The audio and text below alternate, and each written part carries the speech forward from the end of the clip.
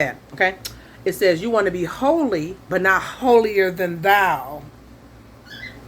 I've never done like like I'm a virgin and you're not. Like you're divorced 2 times with 7 children.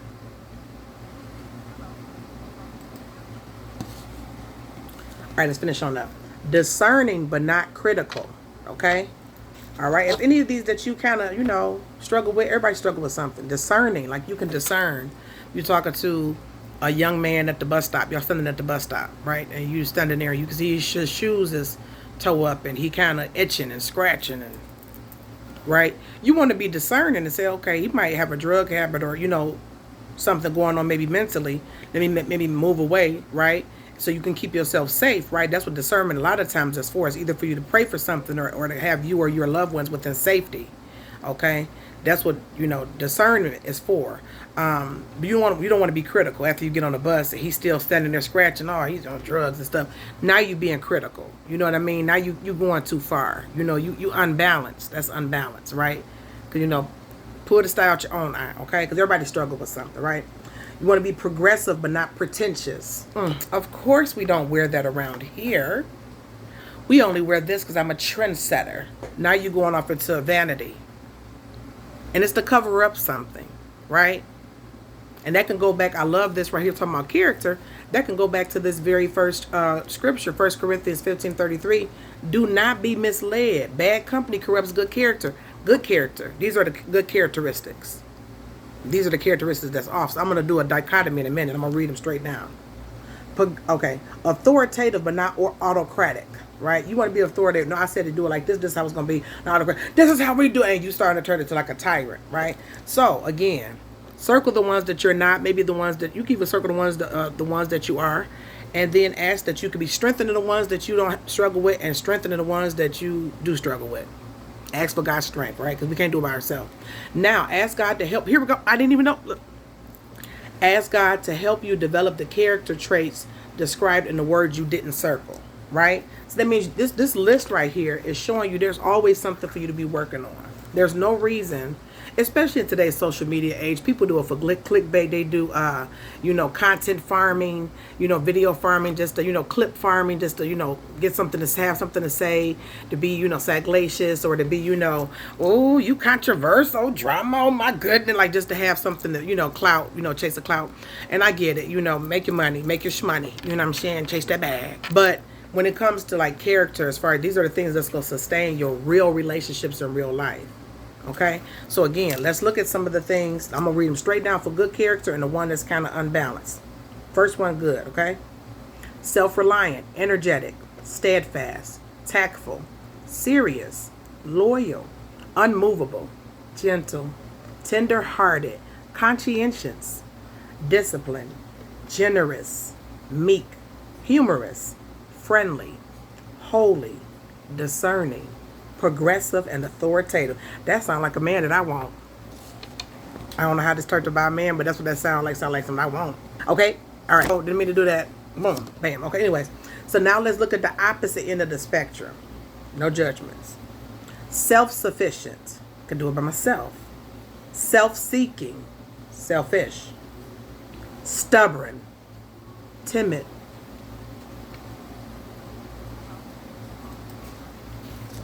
Sullen, stationary, touchy, hypersensitive, perfectionist. All right. Gullible, demanding, weak, holier than thou, critical, pretentious, autocratic, right? So, we want to pray for all leaders. I hope that they can learn how to be self-reliant, but not self-sufficient. Your supply and who you should be sufficient upon is God, right? That's who you rely on.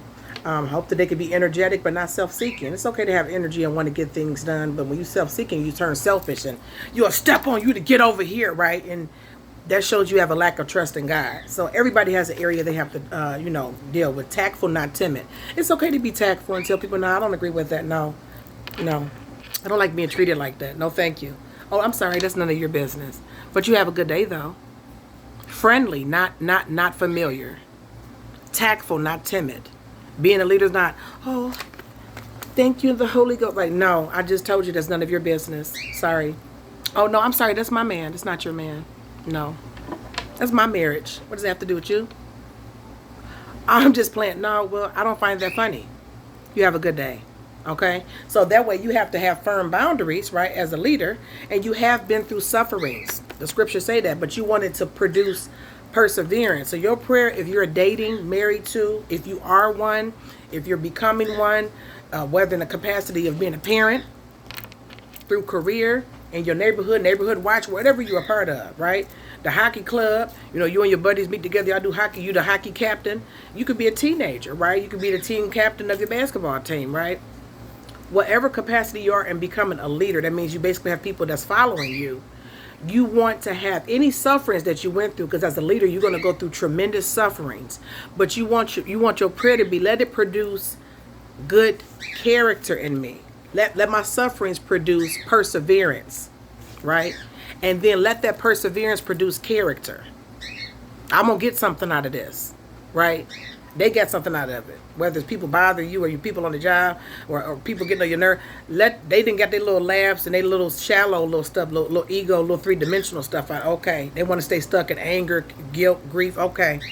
They want you there with them. Now, I don't receive that.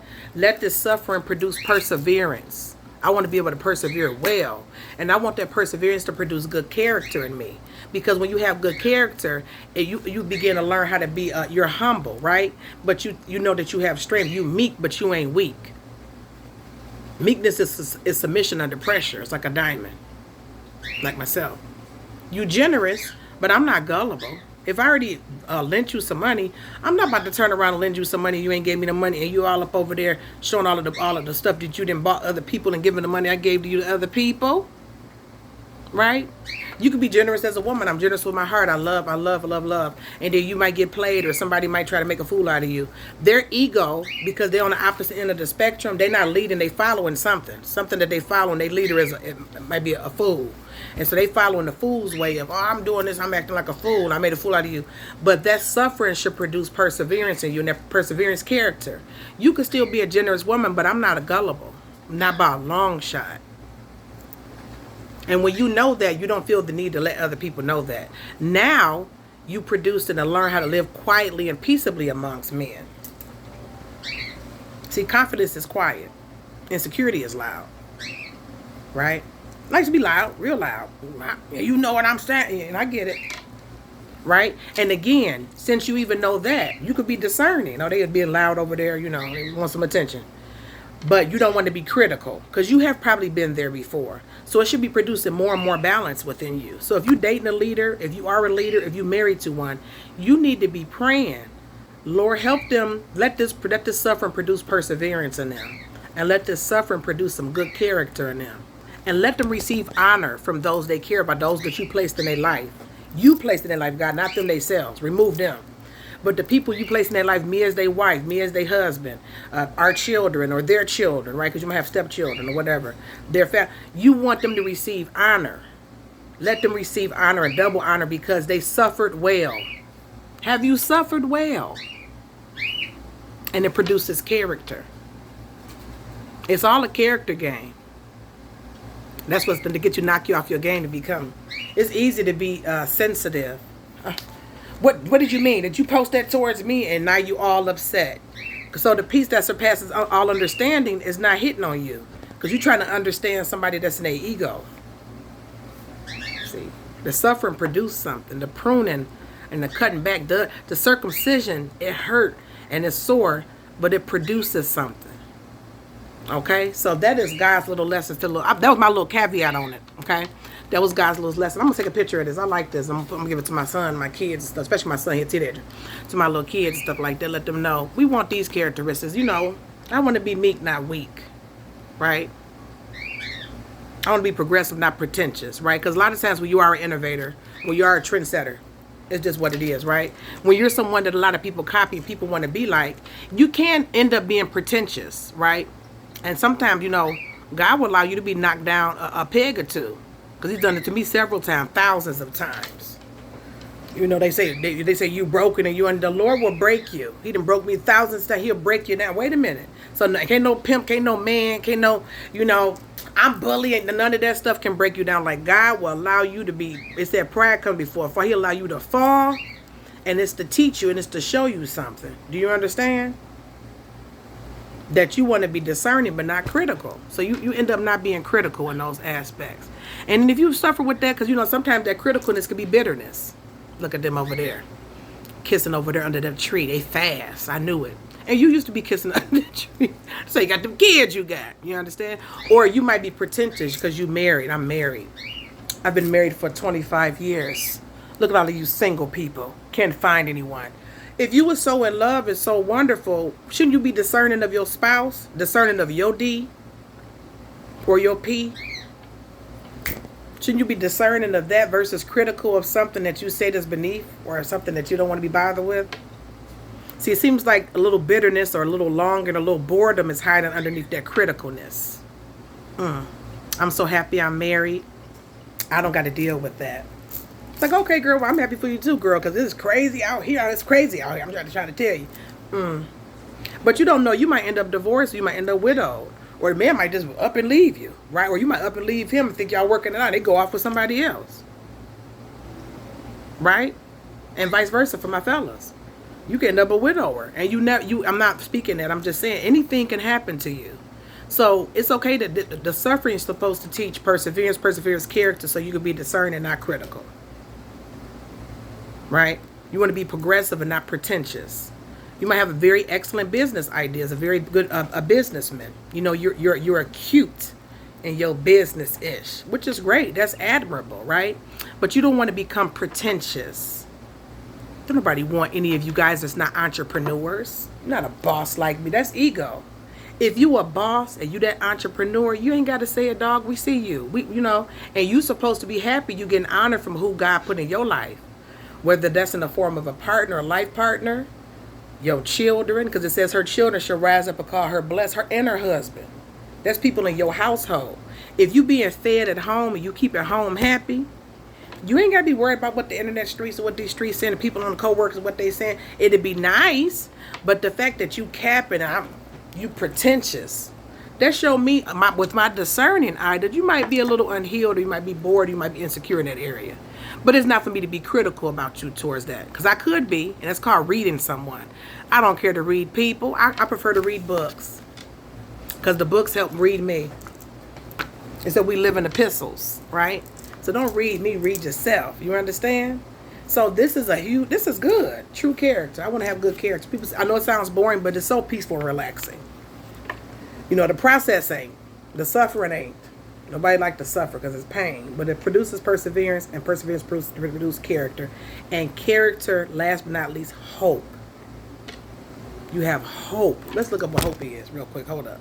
All right, hope is an expectation with certainty that God will do what he has said, according to like this aspect. That's what hope is. You believe something. You believe again. What happened to your belief? So if you're dating a leader, if you're married to a leader, if you're under a leader, if you're friends with a leader, right? If you work for a leader, if that's your mama, your daddy, you know, you're a teenager, you know, anybody could be watching this, and you started looking like they're looking hopeless, let's trace it back. Let's take it back to the bottom of the map. If they hopeless, where are they failing at in their character? That's not for you to be critical. It's for you to be discerning. You ain't got to always tell them. You know, you kind of selfish a little bit. You're supposed to be, you know, energetic, steadfast, but you kind of stubborn. And then when you look at their character, where's their perseverance and have they given up in certain areas? And when you look at that perseverance or lack thereof, look at their suffering. That's the root cause of it. Okay? So it's all an understanding game. So these are God's little lessons, but it pack a big punch, baby. It's like a ants. You know, ants prepare all winter, all summer long for the winter. God's little lessons for leaders. And the name of this is from Honor Books. Just in case y'all thought, oh, you just making that up, Honor Books. I hope this helped. Bye.